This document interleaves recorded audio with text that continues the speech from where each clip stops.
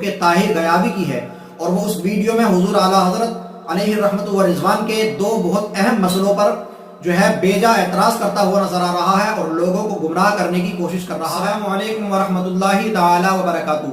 لک الحمد یا اللہ والصلاۃ والسلام علیک یا سیدی یا رسول اللہ صلی اللہ تعالی علیہ وسلم۔ ناظرین اکرام، آج میں اس ویڈیو میں ایک بہت اہم اور بہت ضروری موضوع لے کر کے حاضر ہوا ہوں۔ جیسا کہ آپ نے سوشل میڈیا پر ایک ویڈیو وائرل ہو رہی ہے اور شاید آپ نے دیکھی ہو، جو کہ طاہر غیابی کی ہے، اور وہ اس ویڈیو میں حضور اعلیٰ حضرت علیہ الرحمت و رضوان کے دو بہت اہم مسئلوں پر جو ہے بیجا اعتراض کرتا ہوا نظر آ رہا ہے اور لوگوں کو گمراہ کرنے کی کوشش کر رہا ہے۔ حضور اعلیٰ حضرت رضی اللہ تعالی عنہ کے تعلق سے لوگوں کے دلوں میں بدگمانی پیدا کرنے کی کوشش کر رہا ہے۔ میں آج انہی دو مسئلوں کی وضاحت، ان کے جواب دندان شکن آپ کے بارگاہ میں لے کر کے حاضر ہوا ہوں، جو کہ طاہر غیابی نے حضور اعلیٰ حضرت کے دو مسئلوں پر بیجا اعتراض کیے ہیں، بے بنیاد اعتراض کیے ہیں۔ وہ دو مسئلے ہیں۔ پہلا مسئلہ کہ دلہن کے پاؤں کو دھو کر کے گھر میں چھڑکنے کے متعلق جو حضور اعلیٰ حضرت نے بیان فرمایا ہے۔ دوسرا مائع مستعمل کے تعلق سے حضور اعلیٰ حضرت نے جو بیان فرمایا ہے۔ ان دو مسئلوں پر طاہر غیابی نے بیجا اعتراض کیے ہیں، اور یہ اعتراض کی وجہ ہے کم علمی، مسئلے کو نہ سمجھنا، اور نہ سمجھنے کی وجہ سے جو ہے صحیح طریقے سے اس کو الٹا سیدھا بیان کرنا لوگوں کے سامنے، اور پھر لوگوں کے دلوں میں جو ہے بدگمانی اور حضور اعلیٰ حضرت رضی اللہ تعالی عنہ کے تعلق سے بدگمانی لوگوں کے دلوں کے اندر ڈالنا۔ میں آپ کے سامنے ان دونوں مسئلوں کی صحیح سے وضاحت اور ان کے جواب جو ہے آپ کے سامنے رکھتا ہوں، اور یہ جواب اب نہیں بلکہ بہت پہلے شارح بخاری حضرت علامہ مفتی شریف الحق امجدی علیہ الرحمت و رضوان دے چکے ہیں، کیونکہ اس وقت میں بھی کسی دیوبندی نے یہ اعتراض کیے تھے ان دونوں مسئلوں پر، تو حضور شریف الحق امجدی علیہ الرحمت و رضوان نے ان کو دندان شکن جواب دیے تھے۔ وہی جواب میں آپ کے سامنے رکھتا ہوں۔ آپ لوگوں سے گزارش ہے کہ اس ویڈیو کو آگے ضرور شیئر کرنا، تاکہ جو لوگ طاہر غیابی کی ویڈیو دیکھ چکے ہیں اور اپنے دل کے اندر حضور اعلیٰ حضرت کے تعلق سے جو ہے بدگمانی پیدا کر چکے ہیں، تو وہ لوگ ان جوابات کو بھی سن لیں اور صحیح مسئلہ کیا ہے اس کی وضاحت سن لیں، تاکہ یہ مسئلہ اچھے سے آپ کے سمجھ میں آ جائے، اور آگے اس ویڈیو کو ضرور شیئر کریں۔ تو میں آپ کے سامنے وہ دونوں مسئلے رکھتا ہوں ترتیب وار، پہلے ایک مسئلہ اور اس کا جواب، پھر انشاءاللہ دوسرا مسئلہ۔ آپ غور سے سنیں اور اس ویڈیو کو آگے ضرور شیئر کریں۔ پہلا مسئلہ دیکھیں، میں آپ کے سامنے رکھتا ہوں کہ دلہن کے پاؤں دھونے کا مسئلہ جو ہے، فتاوی رضویہ شریف جلد 1 صفحہ نمبر 455 پر ہے کہ دلہن کو بیاہ کر لائیں تو مستحب ہے کہ اس کے پاؤں دھو کر پانی مکان کے چاروں گوشوں میں چھڑکیں، اس سے برکت ہوتی ہے۔ دوستو میں آپ کو بتا دوں کہ یہ ویڈیو تھوڑا لمبا ضرور ہو جائے گا، لیکن مسئلہ بہت اچھے سے سمجھ میں آ جائے گا آپ کو۔ اس کی فکر نہ کریں کہ ویڈیو لمبا ہے، نہ دیکھیں، پورا ویڈیو ضرور دیکھیں تاکہ مسئلہ پورا اچھے سے سمجھ میں آ جائے۔ تو میں نے عبارت حضور اعلیٰ حضرت نے جو لکھی ہے وہ پڑھی۔ میں آپ کو بتا دوں کہ دیوبندی اس کو بیان کر کے زندگی بھر کے سیکھے ہوئے کرتب دکھا ڈالتے ہیں، اور اکابر علماء اہل سنت کا نام لے کر چیخ چیخ کر چیلنج کرتے ہیں کہ لاؤ دکھاؤ یہ کہاں ہے، اور یہ بھی مسخرہ پن کرتے ہیں کہ جب اس پانی سے برکت ہوتی ہے تو رضا خانی اسے تبرک کے طور پر اپنے گھروں میں لے جائیں پئیں۔ چونکہ فتاوی رضویہ میں حوالہ نہیں ہے، دیوبندی جانتے تھے کہ عامہ کتب میں جو ہے یہ نہیں ہے، تو کوئی حوالہ کہاں سے دے گا، نکال کر کے کہاں سے لائے گا۔ یہ بات ایک حد تک صحیح بھی تھی، کیونکہ جس کتاب میں یہ مذکور ہے وہ نایاب تھی، بہت آسانی سے ملتی نہیں تھی، کیونکہ وہ آسانی سے ملتی نہیں تھی، چھپتی نہیں تھی۔ لیکن ماضی قریب میں استنبول میں یہ کتاب شائع ہوئی اور اس کے کچھ نسخے ہندوستان میں بھی آئے۔ دیوبندیوں، تم بھی آگے پھاڑ پھاڑ کر کے پڑھو اور اپنے مولویوں کی جہالت اور خیانت پر ماتم کرو۔ امامین جلالین محمد ابن ابی بکر امام زادہ اور یعقوب بن سید علی شرعۃ الاسلام اور اس کی شرح مفاتیح الجنان میں لکھتے ہیں، من السنہ ان یغسل الزوجہ رجلیہا ویرش ذالک الماء فی زوایل البیت یدخل من ذالک الماء برکہ، یعنی کہ سنت ہے کہ شوہر دلہن کے پاؤں کو دھوئے اور اس پانی کو گھر کے کونوں میں چھڑک دے، اس سے برکت آئے گی۔ دیکھیے یہ کس چیز کا حوالہ دیا؟ شرعۃ الاسلام اور مفاتیح الجنان کے اندر یہ روایت مذکور ہے۔ فتاوی رضویہ میں صرف یہ تھا کہ مستحب ہے، اور ان دونوں کتابوں میں جو ہے اسے سنت کہا گیا ہے۔ اب میں سوال یہ کرنا چاہتا ہوں کہ دیوبندیوں، اپنے کسی دارالفتہ سے پوچھو سنت کا تمسخر کرنے والے کا حکم کیا ہے۔ یقین رکھو کہ جو جواب وہاں سے ملے گا وہ وہی جواب ملے گا کہ جو حضور اعلیٰ حضرت نے جواب دیا ہے دیوبندیوں کے تعلق سے، کیونکہ دیوبندی جو ہے ایسی بیماری ہے کہ اس کا علاج جو ہے علاج بالمثل کے سوا کچھ بھی نہیں۔ قرآن حکیم کو پڑھو تو منہ بگاڑیں گے، اینٹیں گے، حدیث ان کے سامنے سناؤ تو منہ بھی سوریں گے، منہ بگاڑیں گے، ہاں اگر ان کے کسی مولوی کسی حضرت جی کا جو ہے کوئی ارشاد سناؤ تو وہ گھر میں گھس جائیں گے۔ میں یہاں پر آپ کے سامنے تھانوی صاحب کی ایک عبارت جو کہ انہوں نے اپنی کتاب کے اندر لکھی ہے وہ عبارت آپ کے سامنے رکھتا ہوں، اور اس کو پڑھنے کے بعد میں، اس کو سننے کے بعد میں آپ خود اندازہ لگا سکتے ہیں کہ کس طرح کی عبارت ہے اور انہوں نے کیا کہا ہے۔ عبارت آپ کے سامنے ہے۔ دیوبندی کے حکیم جی تھانوی صاحب بہشتی زیور حصہ ہفتم میں لکھتے ہیں کہ اگر کسی کو نظر لگ جائے جس پر شبہ ہو کہ اس کی نظر لگی ہے، اس کا منہ اور دونوں ہاتھ کوہنیوں سمیت اور دونوں پاؤں اور دونوں زانو استنجا کا مقام یعنی پیشاب اور پخانے کا مقام دھلوا کر پانی جمع کر کے اس شخص کے سر پر ڈالو جس کو نظر لگی ہے، اس کو شفا ہو جائے گی۔ حضرات جو انصاف پسند لوگ ہیں وہ اندازہ لگائیں کہ یہاں پر شروعات الاسلام کے اندر تو صرف یہ تھا کہ پیر دھو کر کے جو ہے گھر میں چھڑک دو پانی کو، اور یہاں پر تو یہ ہے کہ پخانے کا مقام یعنی کہ پیشاب اور پخانے دونوں کا مقام دھو کر کے اس پانی کو جو ہے اس شخص کے سر پر ڈال دو جس کو نظر لگی ہے۔ کون کہہ رہا ہے؟ ان کے امام دیوبند جو ہے اشرف علی تھانوی، یہ اپنی کتاب کے اندر لکھ رہے ہیں،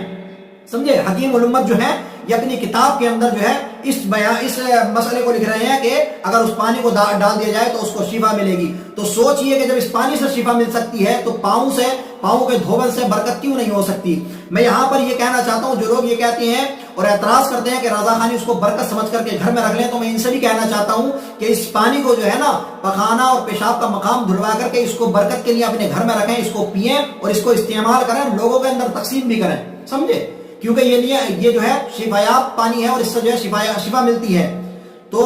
اس کو پانی کو جو ہے آپ استعمال کریں۔ دیوبندی حضرات جو لوگ اس مسئلے پر اعتراض کرتے ہیں۔ اب دوسرا مسئلہ میں آپ کے سامنے رکھتا ہوں۔ دوسرا مسئلہ جو ہے مائع مستعمل کے تعلق سے ہے، جو کہ فتاوی رضویہ جلد اول میں ہے۔ یہ مسئلہ مذکور ہے کہ اگر کوئی عورت حیض و نفاس کی حالت میں ہے، نیت قربت غسل کرے تو غسالہ مستعمل نہیں، اس سے وضو جائز ہے، یعنی کہ اس مستعمل جو پانی سے غسل کیا ہے وہ پانی جو ہے مستعمل نہیں ہوا ہے، اس سے وضو اور غسل کر سکتے ہیں۔ میں یہاں پر یہ بتا دوں سب سے پہلے کہ مائع مستعمل کہتے کسے ہیں۔ مائع مستعمل وہ پانی ہے جس سے حدث دور ہوا ہو یا حدث دور کرنے کے لیے وہ پانی استعمال کیا ہو، یا نیت عبادت سے وہ پانی استعمال کیا ہو، تو وہ پانی مستعمل ہو جاتا ہے۔ یعنی کہ یا تو حدث یعنی کہ وضو وغیرہ کرنے کے لیے، یعنی کہ بے وضو تھا اور وضو کرنے کے لیے جو ہے استعمال کیا تو وہ مستعمل ہو جاتا ہے، یا ناپاک تھا پاکی حاصل کرنے کے لیے وہ پانی استعمال کیا تو وہ مستعمل ہو جاتا ہے۔ لیکن اگر کوئی باوضو تھا اور ناپاک بھی نہیں تھا اور صرف ٹھنڈک حاصل کرنے کے لیے جو ہے اس نے اگر پانی کو استعمال کیا ہے تو وہ پانی مستعمل نہیں ہوتا ہے، بلکہ وہ وضو اور غسل دونوں کے لائق اور قابل رہتا ہے، اس سے وضو اور غسل دونوں کر سکتے ہیں۔ یہ فقہ حنفی کی تمام کتب کے اندر موجود ہے یہ مسئلہ اور مل جائے گا۔ یہ وہ لوگ بھی جو دیوبندی اعتراض کر رہے ہیں، طاہر غیابی جو اعتراض کر رہا ہے، اس کے نزدیک بھی یہ مسئلہ صحیح ہے کہ مائع مستعمل وہی ہے جو قربت کی نیت سے استعمال کیا گیا ہو، سمجھے؟ وضو یا غسل کرنے کی نیت سے یا قربت کی نیت سے، عبادت کی نیت سے استعمال کیا گیا ہو، ورنہ اگر کوئی ٹھنڈک حاصل کرنے کے لیے کوئی پاک شخص اور باوضو شخص ٹھنڈک حاصل کرنے کے لیے اگر پانی استعمال کرے، نہائے، تو وہ پانی مستعمل نہیں ہوتا ہے۔ یہ ان کے نزدیک بھی ہے۔ آئیے ہم آپ کو بتاتے ہیں، یہ مسئلہ فقہ کی ایک دو نہیں بلکہ دسیوں کتابوں کے اندر مذکور ہے، جن سے چند کے نام یہ ہیں: خلاصہ، خانیہ، بحر الرائق، غنیہ، عالمگیری، رد المختار۔ مجدد اعظم اعلی حضرت علیہ رحمت و رضوان نے جہاں یہ مسئلہ ذکر فرمایا ہے وہیں خلاصہ اور خانیہ کا حوالہ بھی لکھ دیا ہے۔ اگر دیوبندیوں کے اندر ذرہ برابر بھی حیا اور دیانت ہوتی تو اس کو اپنا تمسخر کا نشانہ بنانے سے پہلے، اس پر لوگوں کو گمراہ کرنے سے پہلے جو ہے حوالے سے مطابقت کر لیتے۔ اگر حوالہ صحیح نہ ہوتا تو جتنا چاہتے چلاتے اور جتنا چاہتے جو چاہتے وہ کہتے۔ لیکن دیوبندی مولویوں نے اپنا یہ اصول بنا رکھا ہے کہ اپنے عوام کو خوش کرنے کے لیے اور ان سے زیادہ فیس وصول کرنے کے لیے مجدد اعظم اعلی حضرت علیہ رحمت و رضوان کی تحریر کردہ ایسے مسائل کو عوام میں پھیلاتے ہیں کہ جو جاہل کو سمجھ میں نہ آئے اور اعلی حضرت قدس سرہ علیہ رحمت و رضوان سے بھڑک جائیں، خواہ اس میں حنفیت ذبح ہو، مشائخ حناف کا استہزاء ہو، انہیں اس کی کوئی پرواہ نہیں ہوتی ہے۔ ہم ناظرین کے اطمینان کے لیے خانیہ کی عبارت نقل کیے دیتے ہیں، اسکرین پر آپ دیکھ سکتے ہیں، میں اس کا ترجمہ اور خلاصہ آپ کے سامنے رکھتا ہوں، آپ اسکرین پر عبارت دیکھ سکتے ہیں کہ اگر حائضہ واقع ہو جائے، یعنی پانی میں جسم کا کوئی حصہ ڈال دے یا نہا لے، خون بند ہونے کے بعد یعنی حیض کے دن ختم ہونے کے بعد، اور اس کے جسم پر نجاست نہیں ہے، تو جنوب یعنی ناپاک شخص کی طرح ہے، یعنی وہ پانی مستعمل ہو جائے گا، وضو اور غسل کے قابل نہیں رہے گا۔ اور آگے لکھتے ہیں اگر حائضہ واقع ہو جائے یعنی پانی میں جسم کا کوئی حصہ ڈال دے یا نہا لے خون بند ہونے سے پہلے، یعنی حیض کے دن ختم ہونے سے پہلے، اور اس کے جسم پر نجاست نہیں ہے تو وہ پاک شخص کی طرح ہے۔ اگر وہ ٹھنڈک حاصل کرنے کے لیے پانی میں گئی یا نہائی تو چونکہ اس کے نہانے سے حیض سے نہیں نکلے گی تو اس لیے پانی مستعمل نہیں ہے۔ جلد اول صفحہ نمبر 9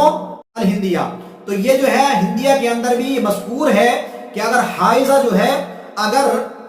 حیض بند ہونے سے پہلے یعنی حیض کے ایام ختم ہونے سے پہلے جو ہے اگر وہ صرف ٹھنڈک حاصل کرنے کی نیت سے نہائی تو اس کے نہانے کا جو پانی ہوگا وہ مستعمل نہیں ہوگا۔ اور ایک بات یہ واضح ہے کہ اگر جسم پر نجاست ہو تو بلا شبہ پانی ناپاک ہو جائے گا، لیکن یہ آگے میں آپ کو بتاؤں گا کہ یہ مسئلے کی وضاحت پوری کروں گا اور کیا ہے پورا مسئلہ۔ دیکھیے ہو سکتا ہے کہ جسے ڈوبنے والا تنکے کا سہارا لیتا ہے کوئی دیوبندی مولوی یا اسے کرائے پر بلانے والے یہ کہہ دے کہ خانیہ کی عبارت میں شرط ہے کہ حائضہ کے جسم پر نجاست نہ ہو، اور فتاوی رضویہ میں یہ شرط غائب ہے۔ اس کے جواب کے لیے غنیہ کی عبارت میں آپ کے سامنے رکھتا ہوں، اسکرین پر آپ دیکھیے، میں آپ کے سامنے اس کا ترجمہ اور مفہوم رکھتا ہوں کہ اگر حائضہ خون ختم ہونے کے بعد پانی میں جائے تو یہ جنوب کے مثل ہے، اور اگر خون ختم ہونے سے قبل جائے تو پاک مرد کے مثل ہے۔ جس بنا پر غنیہ میں یہ شرط مذکور نہیں، مجدد اعظم کو علیہ رحمت و رضوان نے بھی یہ قید ذکر نہیں فرمائی۔ بات یہ ہے کہ مجدد اعظم اعلیٰ حضرت علیہ رحمت و رضوان بحث یہ فرما رہے تھے کہ کون سی صورتیں ہیں جن میں استعمال کرنے کے باوجود بھی پانی مستعمل نہیں ہوتا ہے۔ تو یہ بیان کرتے ہوئے حضور اعلیٰ حضرت نے لکھا ہے کہ پانی مستعمل نہیں ہوگا اگر کوئی حائضہ جو ہے حیض ختم ہونے سے پہلے یعنی ایام حیض ختم ہونے سے پہلے صرف ٹھنڈک حاصل کرنے کی نیت سے پانی میں جائے یا نہائے تو وہ پانی مستعمل نہیں ہوتا ہے۔ انہی میں ایک صورت یہ بھی ہے کہ عورت ایام حیض میں ٹھنڈک حاصل کرنے کے لیے نہائے یا برتن میں پانی ہو اور اس میں کوئی ہاتھ ڈال دے یا کوئی عضو ڈال دے یا پورا جسم ڈبا دے تو وہ پانی مستعمل نہیں ہوا۔ یہ سب کو معلوم ہے کہ اگر کسی بدن پر نجاست لگی ہو اور بدن کا وہ حصہ پانی میں چلا جائے تو وہ پانی ناپاک ہو جائے گا۔ علماء کا قاعدہ ہے کہ جو باتیں معلوم و مشہور ہوتی ہیں اور اس سے بحث بھی نہیں ہوتی ہے تو اس سے صرف نظر کر کے صرف موضوع کے متعلق تحریر فرماتے ہیں۔ یہی علامہ امیر الحاج نے کیا اور یہی مجدد اعظم علیہ رحمت و رضوان نے کیا۔ اس مسئلے کی توضیح کچھ اس طرح سے سمجھیے کہ مائع مستعمل وہ پانی ہے جس سے حدث دور ہوا ہو یا کیا گیا ہو یا بنیت عبادت استعمال کیا گیا ہو۔ حائضہ اور نفاس والی عورت ایام حیض اور نفاس میں لاکھ نہائے پاک نہیں ہو سکتی، یعنی جب تک ایام حیض ہیں تب تک کہ اگر وہ لاکھ بھی نہا لے تب بھی وہ پاک نہیں ہو سکتی، ناپاک ہی رہے گی۔ اور جب ناپاک رہے گی تو وہ پاکی حاصل کرنے کے لیے نہیں یا نیت قربت کی نیت سے نہیں بلکہ وہ ویسے ہی ٹھنڈک حاصل کرنے کی نیت سے پانی استعمال کیا گیا ہے۔ تو جو نیت قربت سے پانی استعمال نہیں کیا گیا تو وہ پانی مستعمل بھی نہیں ہوگا۔ اصلی حالت پر جو ہے وہ پانی اپنا طاہر اور مطہر رہے گا، یعنی پاک بھی رہے گا اور پاک کرنے والا بھی رہے گا۔ لیکن فقہی دقائق کو سمجھنا سب کے بس کی بات نہیں، یہ ملکہ اس کو دیا جاتا ہے جو اللہ عز و جل کا بندہ خاص ہوتا ہے۔ حدیث میں ہے من یرد اللہ بہ خیرا یفقہہ فی الدین، یعنی اللہ رب العزت جب کسی کے تعلق سے بھلائی کا ارادہ فرماتا ہے تو اس کو دین کا فقیہ بناتا ہے۔ اللہ عز و جل کے محبوب صلی اللہ تعالی علیہ وسلم کی توہین کرنے والے، پھکڑ بازی کرنے والے اس سے محروم ہیں، یعنی دیوبندی مقرر جیسے کہ طاہر غیابی وغیرہ اس پر یہ کہتے ہیں کہ جب خون آ رہا ہے اور وہ عورت پانی میں جائے گی تو حیض کا خون پانی میں ملے گا جس سے یقیناً پانی ناپاک ہو جائے گا۔ اس کا جواب یہ ہے کہ اولاً عورتیں ان دنوں میں قرصف استعمال کرتی ہیں، سمجھے، قرصف استعمال کرتی ہیں جس سے خون باہر نہیں آتا ہے، اس لیے ضروری نہیں کہ حائضہ یا نفسا میں سے کوئی جب پانی میں جائے گی تو اس کا خون بھی پانی میں جائے گا۔ ثانیاً یہ ضروری نہیں کہ حیض کے دنوں میں مسلسل خون آئے، بلکہ ایام حیض میں کبھی کبھی ایسا ہوتا ہے کہ حیض شروع ہوا اور پھر خون آیا ہی نہیں، پھر لاسٹ وقت میں خون آیا، صرف لاسٹ وقت میں 2 دن بعد 4 دن بعد، کبھی کبھی کئی گھنٹے خون نہیں آتا، کبھی کبھی کئی دن بھی خون نہیں آتا ہے، شروع میں اور آخر میں یا کبھی کبھی خون آ جاتا ہے۔ تو اگر بیچ میں جس وقت میں خون نہیں آ رہا ہے اس وقت میں اگر کوئی عورت حیض والی غسل کرے اور غسل کرنے کا یعنی نہائے تو وہ پانی جو ہے اس کے نہانے کی وجہ سے مستعمل نہیں ہوگا بلکہ وہ پاک رہے گا اور پاک کرنے والا بھی رہے گا۔ غسل اور وضو کے لائق رہے گا وہ پانی، لہذا اس پانی سے وضو اور غسل دونوں کر سکتے ہیں، کیونکہ وہ پانی مستعمل نہیں ہے۔ کیونکہ دیکھیے حضور اعلیٰ حضرت نے یہی بیان کیا ہے اور یہی سمجھانے کی کوشش کی ہے، لیکن میں آپ کو بتا دوں یہ جو کم علم ہے، علم نہ رکھنے کی وجہ سے جو ہے، علم کم ہونے کی وجہ سے جو ہے، مسئلے کو صحیح سے نہ سمجھنے کی وجہ سے بلا وجہ کے بے جا اعتراض کرتے ہیں، بے بنیاد اعتراض کرتے ہیں، اور پھر لوگوں میں، عوام میں جو ہے اس کو رائج کرتے ہیں اور عوام کو جو گمراہ کرنے کی کوشش کرتے ہیں۔ مجھے امید ہے کہ آپ کے یہ مسائل جو ہے بہت اچھے سے سمجھ میں آ گئے ہوں گے، دونوں مسئلے بہت اچھے سے وضاحت سمجھ میں آ گئی ہوگی کہ حضور اعلیٰ حضرت نے جو ہے یہ مسئلہ جو ہے حیض والا جو مائع مستعمل کا ہے کیوں اس طرح سے بیان کیا ہے۔ یہ اس وقت بیان کیا جا رہا تھا، بیان کیا گیا وہاں پر کہ جہاں پر حضور اعلیٰ حضرت نے وہ چیزیں بیان کی ہیں کہ پانی استعمال کرنے کے بعد بھی مستعمل نہیں ہوتا ہے۔ تو جب مستعمل نہیں ہوتا تو وہاں پر یہ مسئلہ بیان کیا ہے کہ اگر کوئی حائضہ یا کوئی نفسہ میں سے کوئی اگر کوئی عورت جو ہے ایام حیض میں یا ایام نفاس میں جو ہے اگر کوئی ٹھنڈک حاصل کرنے کی نیت سے جو ہے پانی استعمال کرے تو وہ مستعمل نہیں ہوگا، لیکن اگر